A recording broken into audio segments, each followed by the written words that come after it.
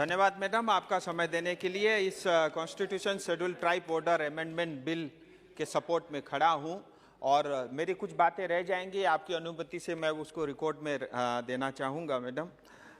Madam, मैं सीधे अपनी क्षेत्र की बात पे आता हूं कि जो हमारे गोरखा समुदाय हैं उनसे संबंधित जो मुद्दे हैं उसमें काफ़ी समय लग रहा है और मैं आपके माध्यम से समस्त देश को ये बताना चाहता हूं कि गोरखा जिनको मूल रूप से जो है हिल ट्राइब के नाते जाना जाते थे और स्वतंत्रता के बाद उनको जो है इस अधिकार से वंचित कर दिया गया।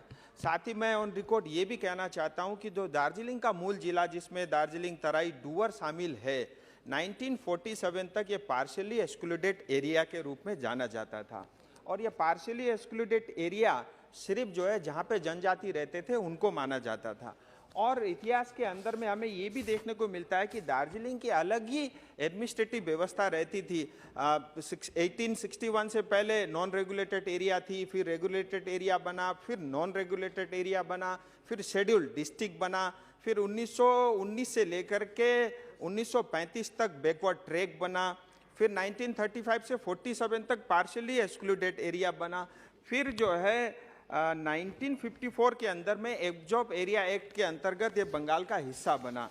कुल मिला के मैडम मेरा ये कहना है कि बीच में 7 अलग अलग समाज के लोगों को, जिसमें लेप्चा, धुपका, भूटिया, यल्मो, शेरपा, लिंबू, सुब्बा, तामांग, इन लोगों को एसटी में शामिल कर दिया गया और 2002 और 3 अटल जी के समय में लिंबू और तामांग को भी इस एसटी शेड्यूल में रख दिया गया। लेकिन अभी भी 11 जनजातियां मगर, राई, सुनवार, याखा, गुरुंग, नेवार, खस, धीमाल, जोगी, धामी, भुजेल, ऐसे 11 जनजातियां छूटी हुई है।